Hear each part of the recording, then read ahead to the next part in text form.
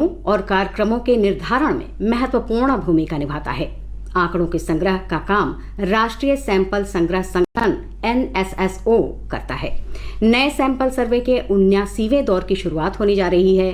1 जुलाई से शुरू होने वाले प्रतिदर्श सर्वे की तैयारियां भी शुरू हो गई हैं। इस सिलसिले में पटना में 3 दिवसीय प्रशिक्षण शिविर का आयोजन किया गया। पेश है एक रिपोर्ट। जब हम अपने घर का बजट बनाते हैं तो पहले हम ये आकलन करते हैं कि किस काम में कितने पैसों की ज़रूरत होगी, कौन सा काम ज़रूरी है और किस काम को टाला जा सकता है। बिना इस आकलन के घर का बजट गड़बड़ हो जाता है। ठीक इसी तरह सरकार भी अपनी ज़रूरतों और खर्च का अंदाज़ा लगाने के लिए सांख्यिकीय आंकड़े जुटाती है। इस काम के लिए सरकार की एक संस्था है नेशनल सैंपल सर्वे संगठन, जिसे संक्षेप में हम NSSO कहते हैं। NSSO अब 79वें दौर का सर्वे शुरू करने जा रहा है। इसमें वार्षिक मॉड्यूलर सर्वे भी है और आयुष पर भी सर्वेक्षण किया जाएगा। साथ ही सूचना एवं संचार तकनीकों के प्रयोग पर भी डेटा इकट्ठा किया जाएगा।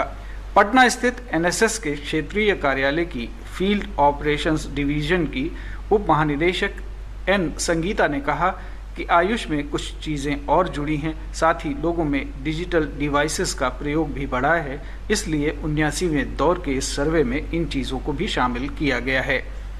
कुछ इंडिकेटर्स को सर्वे बनाया गया है, जो कि शायद ये पीरियोडिसिटी हर साल भी होगी, जिससे कि हमारा मेन अचीवमेंट है ग्लोबल इंडिकेटर बनाते हुए, इंडेक्स बनाते हुए उसकी 2030 में हमको अचीव करना है गोल को with international level comparison. Data संग्रह के इस कार्य में बिहार सरकार भी सहयोग कर रही है। राज्य सांख्यिकी निदेशालय में सहायक निदेशक सरिता कुमारी कहती हैं कि राज्य सरकार भी अपने स्तर से आंकड़ों का संग्रह करती है और इन आंकड़ों को भी केंद्र सरकार को दिया जाता है।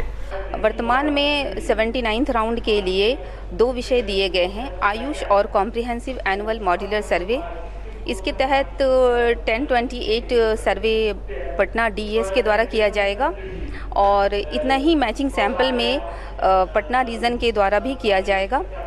इसके तहत सर्वप्रथम भारत सरकार के द्वारा ट्रेनिंग ऑर्गेनाइज किया जाता है, जिसमें DES सभी DES स्टेट जो होते हैं वो पार्टिसिपेट करते हैं।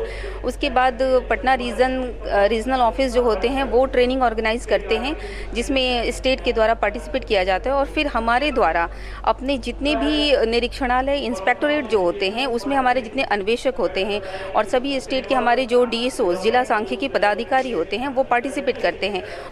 आंकड़ों के संग्रह के लिए टैबलेट का इस्तेमाल किया जाता है। इससे इनकी प्रोसेसिंग और परिणाम में तीव्रता आती है। ज्योति भूषण कनीय सांख्यिकी अधिकारी हैं, ये बता रही हैं कि घर घर जाकर कैसे आंकड़ों का संग्रह किया जाता है। ये इंटरनेट के थोड़ा जुड़ा होता है, जैसे इसमें सैंपल साइज वगैरह आते हैं और जो हमारा सैंपल होता है उस पर हम लोग करते हैं और इसी में हमारे क्वेश्चंस होते हैं और इसी के क्वेश्चन के अकॉर्डिंग हम लोग वहाँ पे सर्वे में काम करते हैं। नया सैंपल सर्वे जुलाई में शुरू होने जा रहा है। ये सैंपल सर्वे इसलिए भी ज़रूरी है कि कोविड काल के दौरान बहुत सारे लोगों को दवा की जब ज़रूरत महसूस हुई तो उन्होंने आयुष काढ़े का इस्तेमाल किया, आयुर्वेद की दवाओं का इस्तेमाल किया और योगा का इस्तेमाल किया। इसके अलावा ये जो नया सैंपल सर्वे शुरू होने जा रहा है इसमें ICT और दूसरे सामाजिक आर्थिक सर्वेक्षण में भी होंगे, जिसमें राज्य सरकार भी सहयोग करने वाली है। तो जब भी आपके घर सैंपल लेने कोई अधिकारी आते हैं, कोई कर्मचारी आते हैं, तो आप अपनी जो वास्तविक जानकारी है वो देने से ना हिचकें। ये सैंपल सर्वे ज़रूरी है हमें SGD गोल्स को प्राप्त करने के लिए और साथ ही साथ देश की प्रगति के लिए भी। कैमरा पर्सन अरविंद के साथ सलमान हैदर, दूरदर्शन समाचार, पटना।